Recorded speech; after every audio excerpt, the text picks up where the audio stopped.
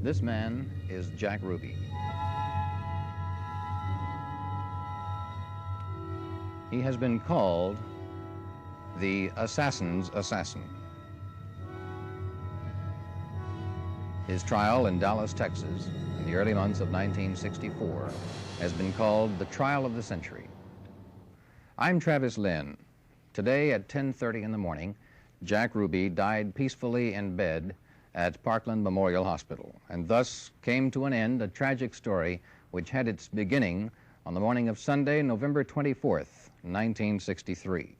Lee Harvey Oswald had been charged with the assassination of President John F. Kennedy the Friday before, and Dallas police were in the process of transferring their prisoner from the city jail to the county jail. The scene is the basement of Dallas City Hall.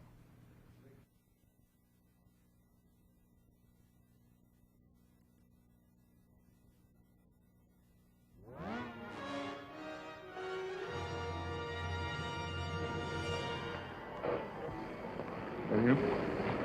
Can't tell you. Hey, officer! Officer! Yeah, he's got to be here. There he is. There he is. Here he comes. Now the prisoner wearing a white sweater, his chain on his t-shirt.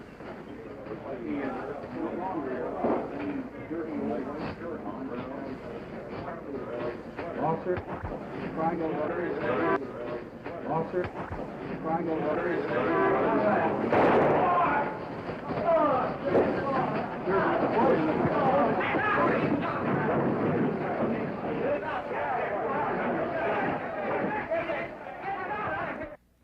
The mortally wounded Lee Harvey Oswald was carried back inside the police booking room.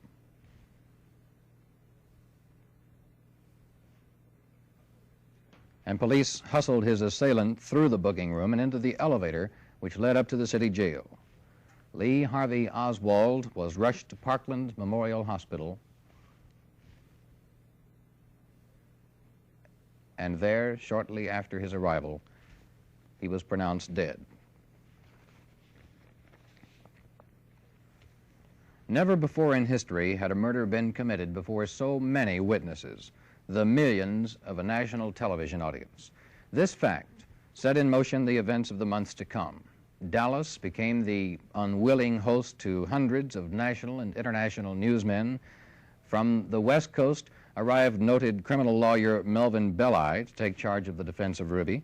From Texas, Joe Tannehill and Phil Burleson associated themselves with the case. The first move was a bond hearing for Jack Ruby. Since the prosecution had charged a capital offense and were asking the death penalty, bond was denied. It was during this period that Jack Ruby made this statement. Everything pertaining to what's happening has never come to the surface. The world will never know the true facts of what occurred, my motives.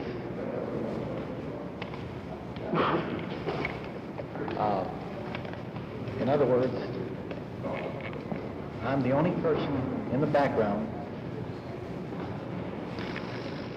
that knows the truth pertaining to everything relating to my circumstances. Do you think it'll ever come out? No, because unfortunately,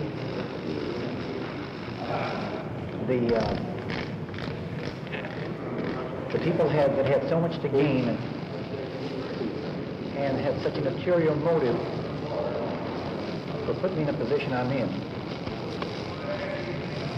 will never let the true facts come above board to the world.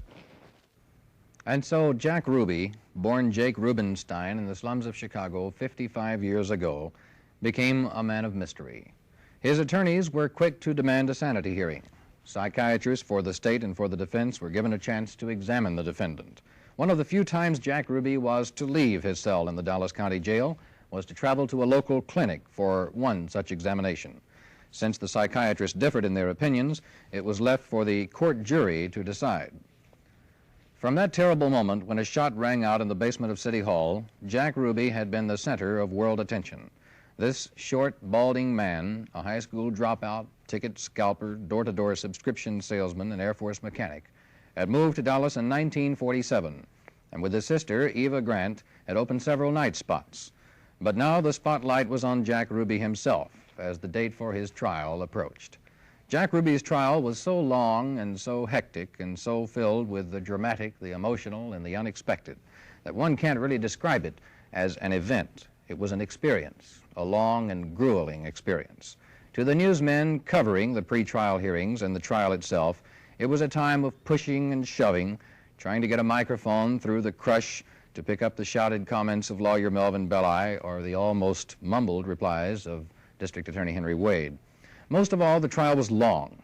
The jury selection itself lasted almost 2 weeks, as more than 150 prospective jurors walked one by one to the stand and answered a long list of questions put to them first by the prosecution, then by the defense. Some 300 newsmen sat in the courtroom and dutifully took notes on each answer, each prospective juror, keeping little scores of how many had been rejected because of opposition to capital punishment, how many knew too much about the case, or knew one of the participants. At the end of the tedious process of jury selection, Chief Defense Lawyer Melvin Belli remarked about the unusually advanced educational level of the jurors. I think that the level of this jury here is much higher than the cross-section of intelligence of Dallas, and I don't say that disrespectfully. District Attorney Henry Wade added his comments. I think it's a high-class jury. From what we know, it seems to be fair and impartial is all I could say about it. You never know what a jury is, what type of jury is till they return a verdict, of course, but it appears all right for everything we know about it.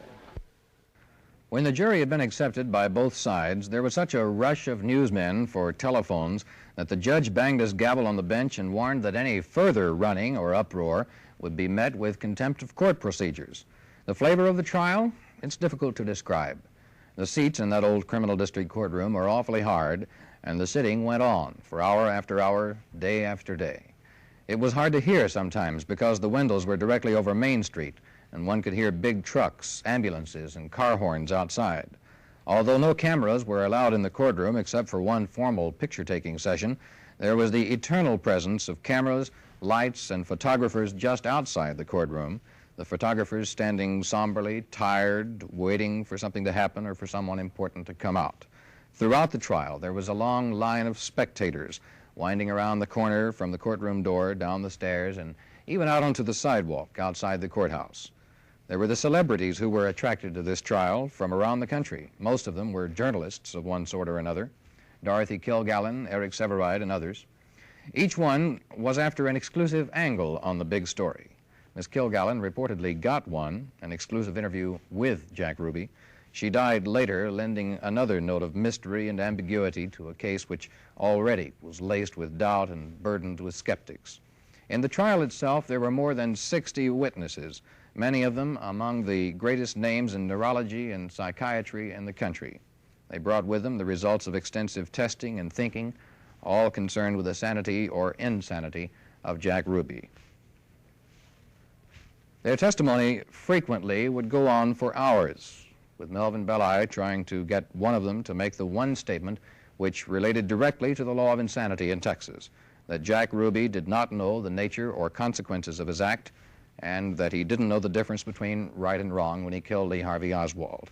Each spectator, each newsman underwent a thorough frisking by a deputy of his own sex prior to entering the courtroom.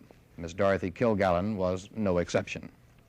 The defense in the trial admitted readily that Ruby did pull the trigger on the gun which killed Oswald, but claimed that Ruby suffered from a rare type of epilepsy and thus was unaware of what he was doing at the time.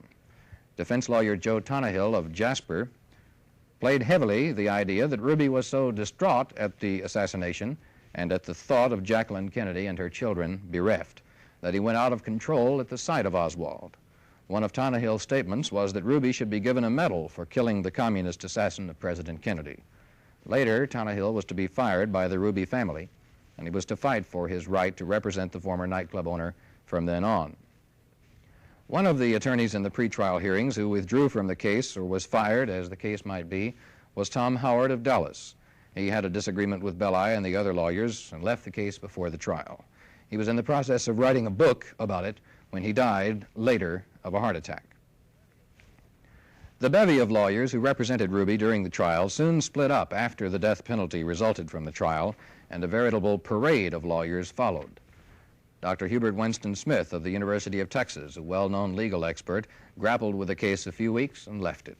Renowned Houston defense attorney Percy Foreman was Jack Ruby's lawyer for just one day when he threw up his hands and quit, saying he couldn't continue as the lawyer unless he was given all the authority about what to do in Ruby's defense.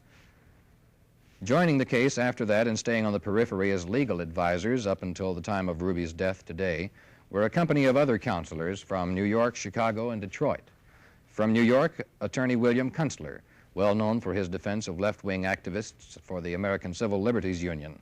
Kunstler was recently removed physically from an Un-American Activities hearing on legislation to punish those who helped the Viet Cong.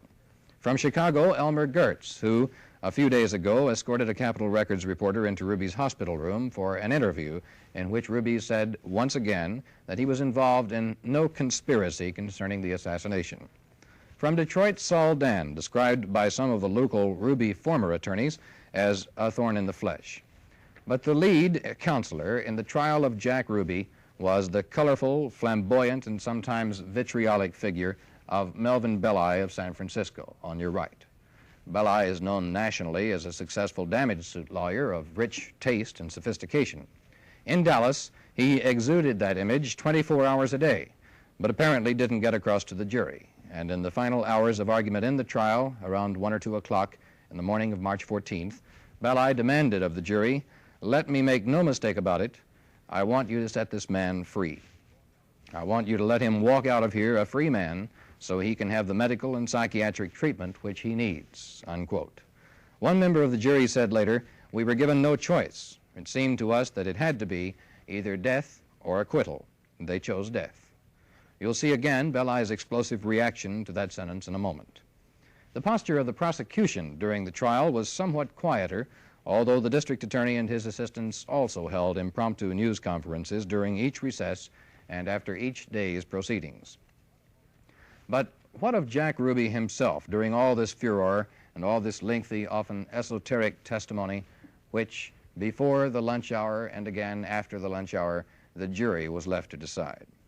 Before each session, he was escorted down the hallway from the door of the jail elevator to the courtroom, inside the courtroom, and to his seat. After each session, he was escorted back. On each of his trips, he usually made some comment to reporters' questions. Usually, the exchange was very brief and meaningless. Something like, "How are you, Jack?" "Fine." During the pretrial hearings, there were extensive interviews with Ruby in the courtroom prior to the beginning of a day's proceedings. In these sessions, he carried on a kind of dialogue with newsmen, which ran from day to day, chapter to chapter. He talked about his feelings about the president and usually broke into sobs in doing so.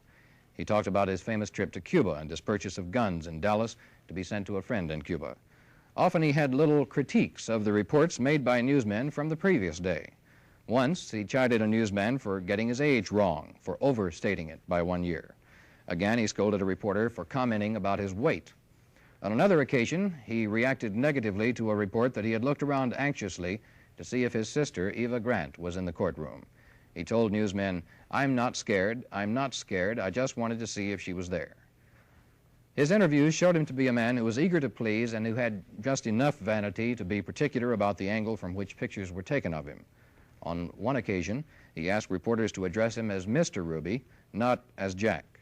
During the court sessions themselves, Ruby was frequently seen passing notes to his lawyers, usually with some comment or information about the witness who was testifying at the time. Sometimes these notes were used to counteract the effect of the witnesses. Some of the notes, however, were completely off the subject. Most of the time, Ruby showed little or no emotion during the trial, but his face did read bitter animosity to others of the witnesses. Reporters found in Jack Ruby a mystery, a seemingly very religious, even devout man, with obvious strong loyalties to his friends and family and seemingly to his country, but with a kind of barely controlled, sometimes uncontrolled streak of intense emotion, which sometimes was biting and ferocious, and other times was pitifully and painfully sad.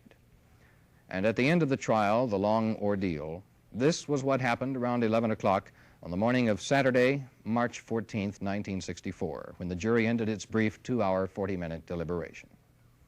Now, ladies and gentlemen, I'm Here is Judge Brown. about to receive the verdict in the case styled the State of Texas versus Jack Ruby. I want no sort of demonstration, no sound, no gesturing of any kind. Sheriff, would you bring the jury in, please?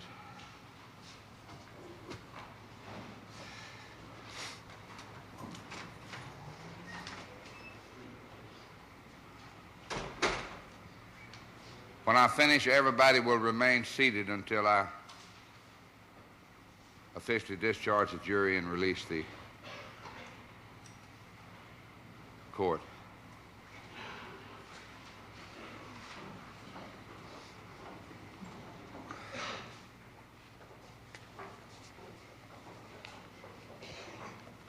This goes to you two. This goes next. Members of the jury filing in now. That's Bo Mabra, the male bailiff, with his back to us. Mrs. McCollum going by now. They will occupy the 6 seats on the rear.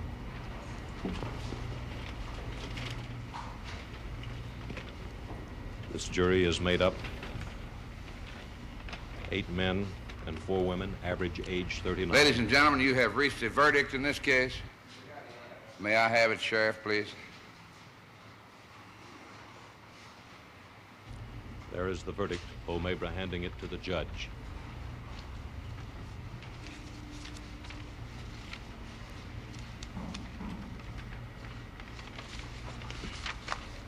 We, the jury, find the defendant guilty of murder with malice as charged in the indictment and assess his punishment at death. Signed, Max E. Causey, Foreman. So say you all, ladies and gentlemen. Is that your unanimous verdict? Will all of you whose verdict that is, please hold up your right hands. All right, Sheriff, he's your prisoner. After the verdict, melee in the courtroom. The lawyers were shouting their opinions of the verdict to newsmen who were crowded in with cameras.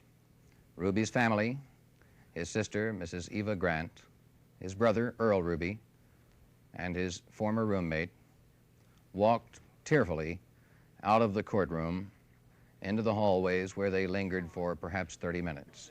Outside on the steps of the Dallas County Courthouse, Melvin Belli continued his diatribe against the verdict and said he felt the entire trial was unfair. His comments were later to grow into a book about Dallas justice. This is a kangaroo railroad, and every one of you know it, too. What's your... I hope the people of Dallas are proud of this jury that was shoved down our throat. One juror, before he sat on that jury, told his employee that if he got on the Ruby jury, he'd vote the death penalty. Another juror waved at the policeman when they were on the witness stand. Her nephew does the public relations work for the police department. How do you feel about Judge Brown? How do you think he handled the case? Mr. Belli, your opinion on Judge Brown? He went down the line for every motion that the district attorney made, and they led him into some 30 errors.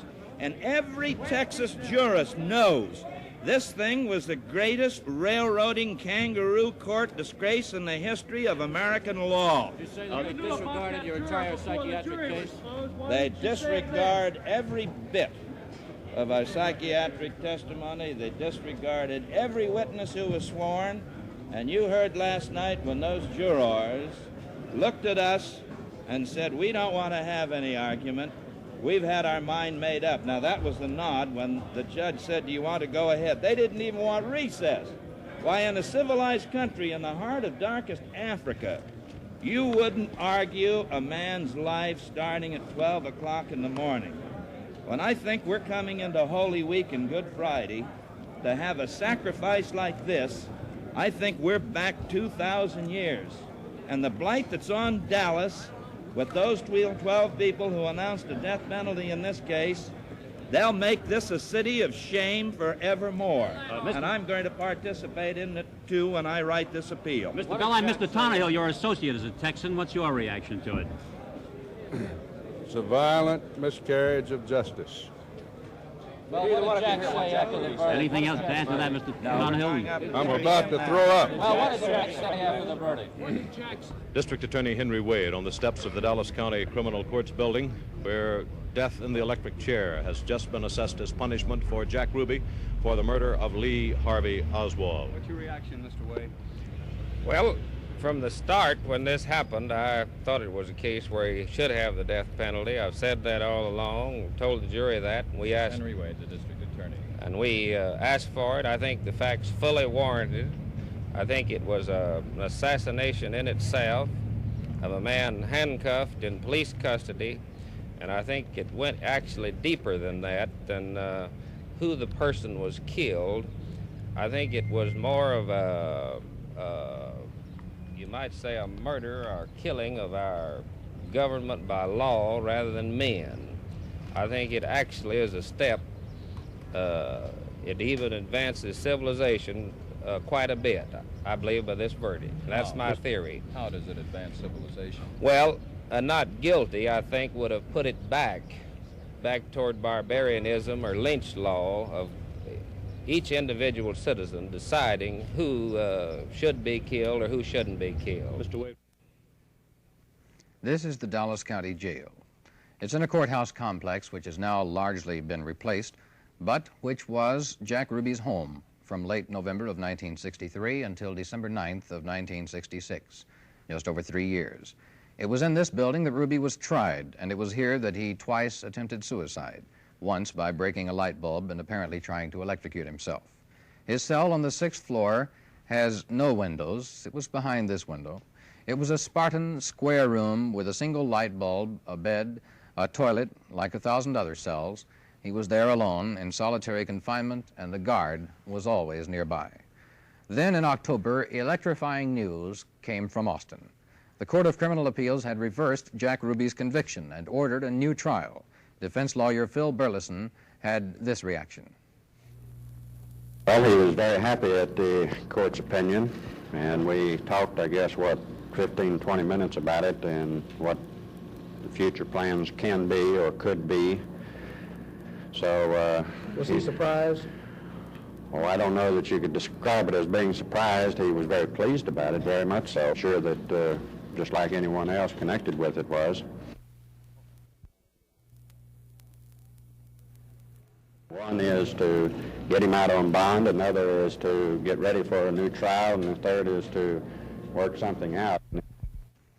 District Attorney Henry Wade was disappointed but still determined. This office, thinking about having to go through. On a retrial, would you continue to seek the death penalty for Jack Ruby? Well, if the venue is changed on this, of course, the primary responsibility for trying the case will be with the new district attorney. He's indicted for murder without malice, of course, which covers the death penalty, and I'm sure the next jury will be qualified on the full range of punishment. The defense attorneys have indicated they might be willing to compromise for something like murder without malice in 5 years. How would you feel about that, sir? Well, we don't think that that is sufficient punishment, 5 years at all. We are not interested in that. Ruby's sister, Eva Grant, was elated, almost disbelieving. Well, Phil called me and says, "We won!" I got so in shock, my stomach was tied up here for 2 days, and Phil and I have been talking a great deal about it, and I spent about 4 hours yesterday with Phil. In fact, I was here till 7 o'clock in the evening.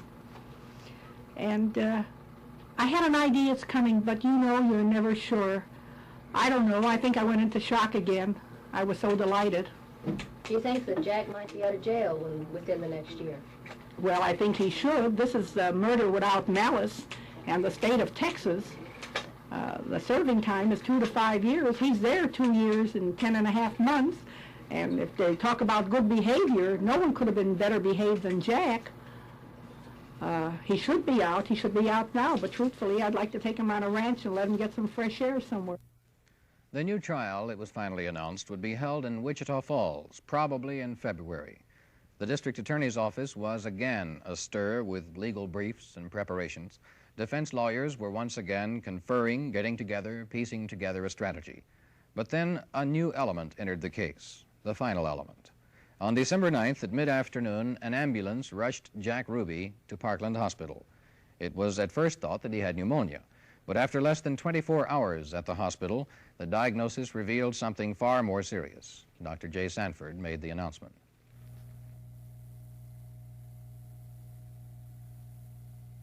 Mr. Ruby was taken to the operating room and under local anesthesia, had a tube inserted into his right chest to allow more complete removal of the fluid.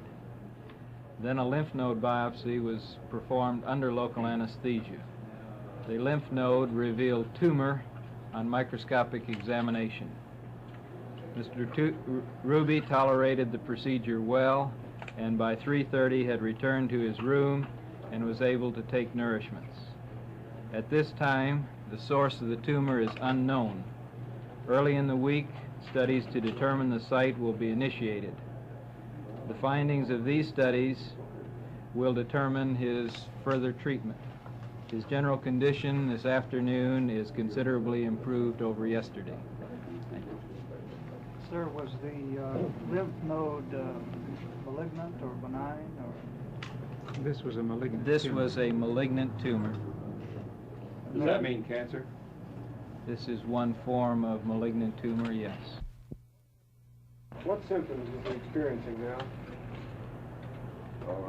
He's having a little bit of discomfort at the site of both of his operative site and his chest tube, but otherwise is quite comfortable, and when we left him was watching the football game. The later test revealed that cancer had extended its tentacles throughout Ruby's body, and he had what everyone knew was a terminal case. Day by day, his condition reports reflected weakening until this morning. He sank suddenly very fast and died at 10:30 a.m. A news conference this afternoon by Dr. Eugene Frankel, Ruby's attending physician, and Dallas County Medical Examiner Earl F. Rose gave in medical terms the precise story of how Jack Ruby died. The chief doctor on Ruby's medical team, Dr. J. Sanford, is vacationing today in St. Thomas, Puerto Rico, prior to attending an international medical conference in San Juan tomorrow. In the news conference, Frankel talks first and describes Ruby's cancer. Then Dr. Rose, the pathologist, gives the preliminary results of the autopsy. He responded very well to the supportive measures that were instituted. This morning he was quite comfortable, as a matter of fact, awakened and had normal morning care, had his bath, ordered eggs for breakfast, was quite jovial and quite comfortable, and this happened rather abruptly without any warning.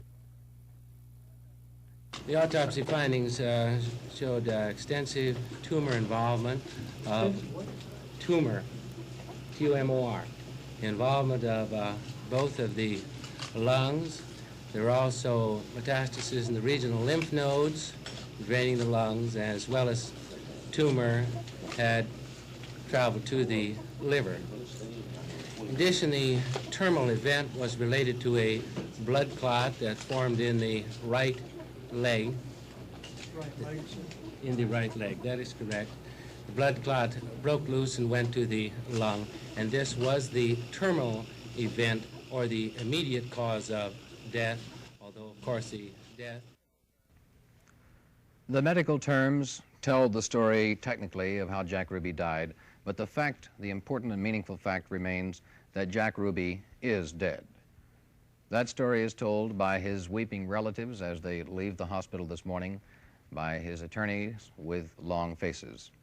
The death sentence rendered by a Dallas jury but reversed by the Texas Court of Criminal Appeals has then been executed by another assassin, cancer. Jack Ruby, the assassin's assassin, died today. This is Travis Lynn reporting.